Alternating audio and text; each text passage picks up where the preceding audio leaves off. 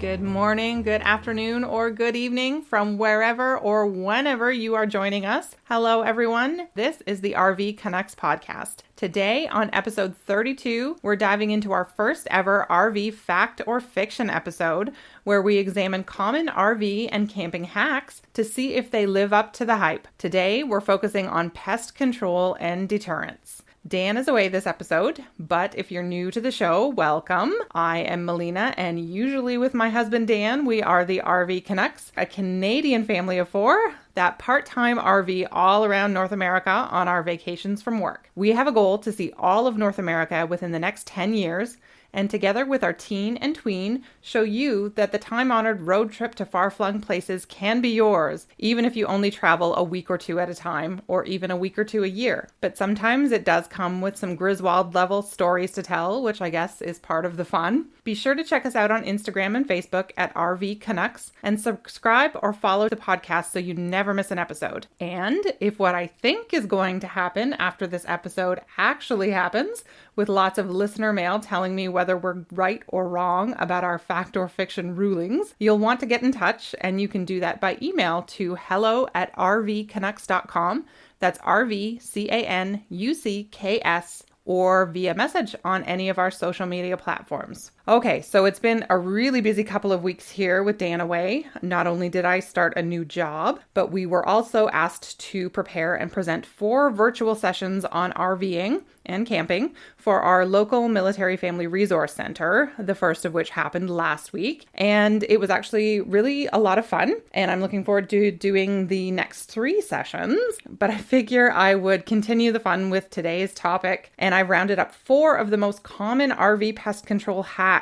And we're going to do a deep dive on each of them, see what the experts have to say, as well as coming to our own conclusions about each. There's only a few on this list we haven't personally tried, so I'm really excited to see the feedback from the show to see if you agree. Okay, so let's dive into one of the most passionate topics we've ever come across, besides whether to leave your black tank valve open at a full hookup site. And you'll want to listen to episode 2 to discover why that's not a great idea. But anyway, this topic is that of rodent control. So I'm not going to list every single method out there because we'd be here literally all day.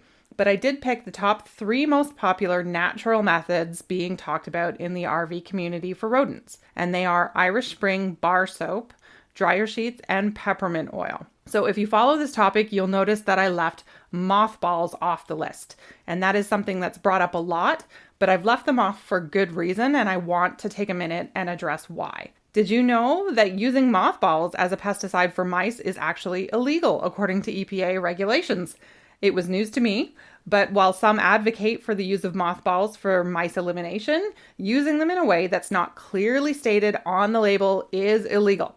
Not to mention, they can be harmful to the environment, pets, and people, which is why their labels need to specify exactly how, where, and when they can legally be used just as other pesticides do. And aside from that reason, which is a good enough reason in and of itself, according to the experts and backed by empirical evidence, it isn't even effective. So let's just move on to Irish Spring soap. So long touted as a cure-all for keeping the mice away when your trailer's in storage, the strong smell of Irish Spring soap is said to deter mice from setting up camp in your camper. So, does it work? I'm going to go out on a limb, and I'm going to say the official RV Canucks verdict is that it's fiction. Some of you may know that my day job is HR, which revolves around a lot of metrics that help us make decisions.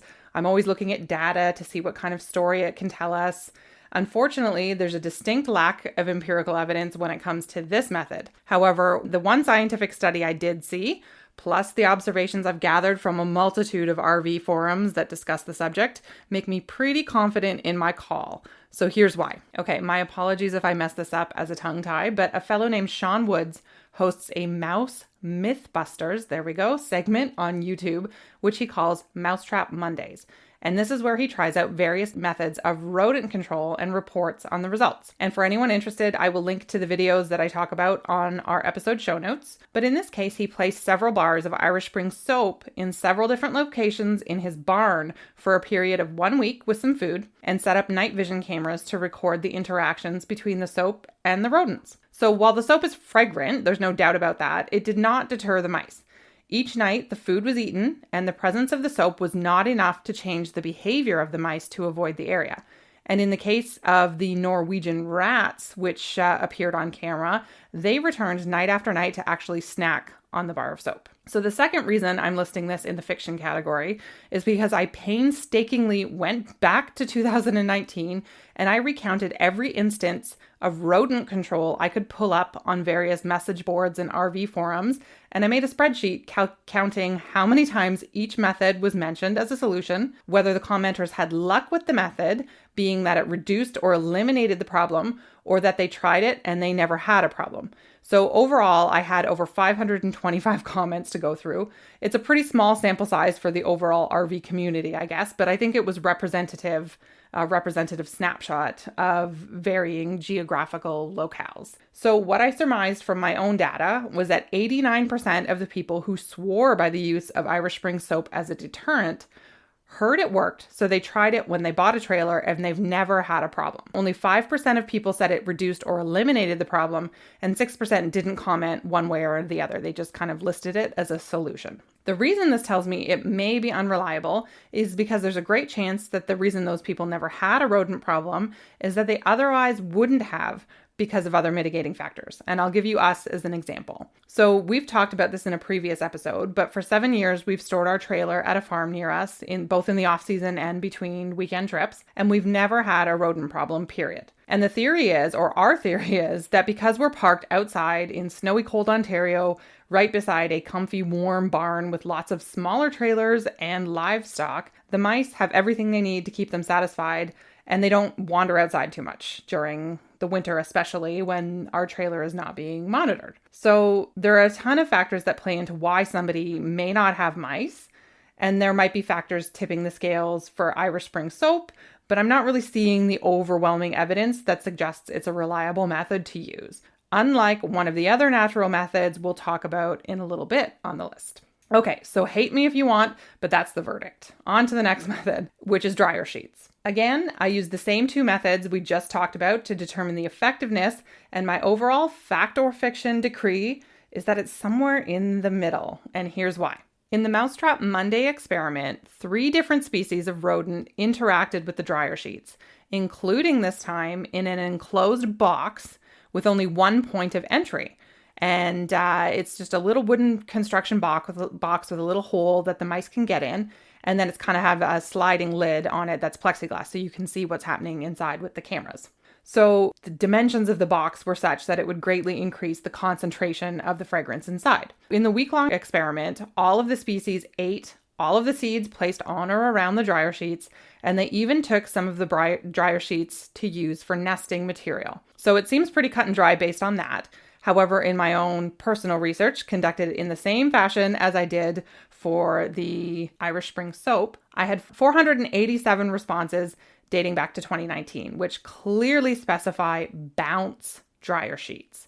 Now, I mention that because the Mouse Mythbusters experiment used snuggle dryer sheets, which I have to include as a factor in the ineffective rating it got.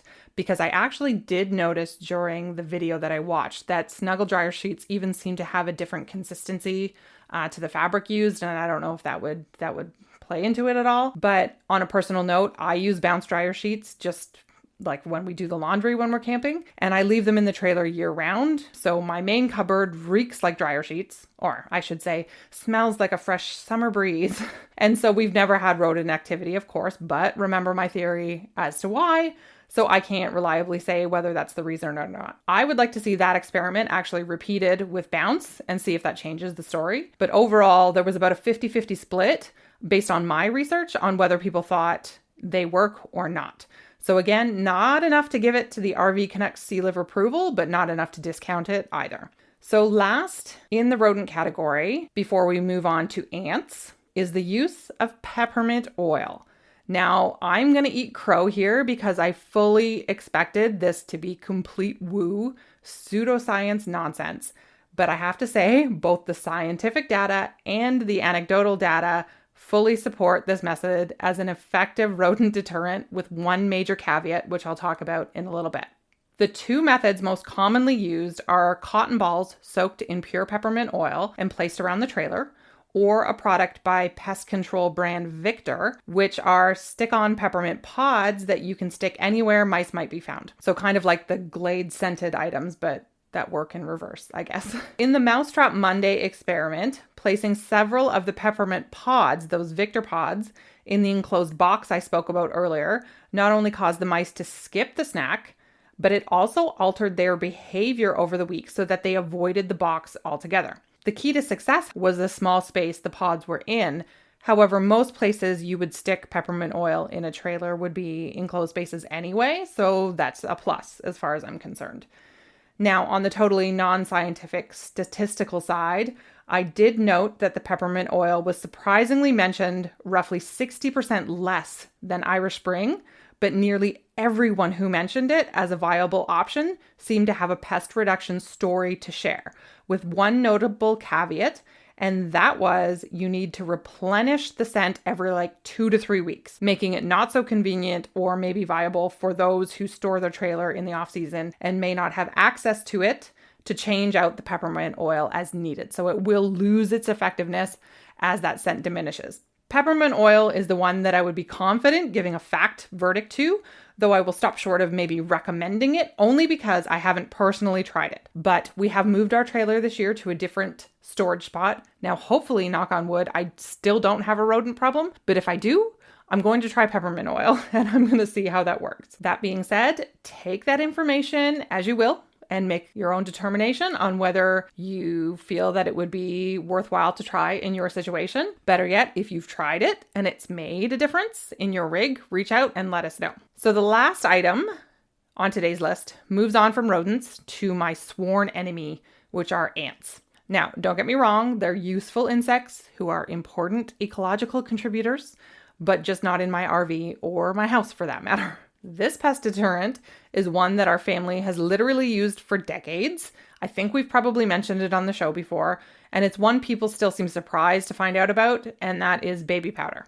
So a simple ring of baby powder, a thick ring of baby powder spread around the base of vehicle wheels, stabilizers, jack stands, I suppose even tents, if you wanted to go that far, are enough to prevent ants from crossing the boundary and getting up inside your rig or your tent or what have you. When you're done camping, the powder can be swept into a dustpan and disposed of, washed away, etc., making it a low impact solution to deter ants. So I only have my own experience for the solution. However, it was literally handed to my family in 1990 at Pfeiffer Big Sur State Park in California upon check-in. So they basically handed us our campground map, our site tag, and a sample bottle of baby powder to spread around the tires of our van as they were having a particularly bad year with ants that year. So it worked like a charm, and it's been in our camping toolkit ever since. And although we haven't had to use it a ton over the years, it has definitely helped us out in dire situations, like when we were in Anaheim at Disneyland and we had those teeny tiny little pavement ants invade our trailer before we even realized there was pavement ants. And we pulled the baby powder out of the cupboard and put it around. We managed to get what was in the trailer taken care of, and we had no more problems. And we've also used it in Utah, which I believe they were fire ants. I can't quite remember, but there was a lot of ants on the campground we stayed at just outside of Moab. And we used the same method there, and it works like a charm. It really, really does. So with all that being said, though, we've been using this hack with baby powder that includes talc, which as of May 2020 was being phased out in the US and Canada due to claims that the product causes cancer because of potentially trace levels of asbestos, which hasn't been proven, but it hasn't been disproven either. So you can still buy baby powder with talc where you can find it, but it's kind of being filtered out and is being replaced with a non-talc version, which may or may not be as effective. I don't know if it's the powder consistency, if it's the talc. I don't know what about it does the job for ants, but I do plan to purchase some non-talc powder and give it a try, or see if there's an alternative that will do the trick. So there you have it. Popular pest control methods, fact or fiction edition.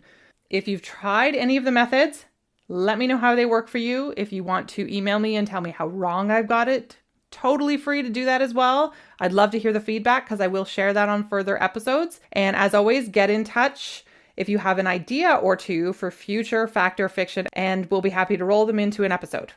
So as always, stay safe. We're still in lockdown here in Ontario as of the time of this recording at the end of May 2021, but we hope to be allowed to camp beginning June 14th. So cross your fingers for us. And in the meantime, we hope everyone continues to stay safe. Dan has both of his vaccinations already. I have one and my girls both have one.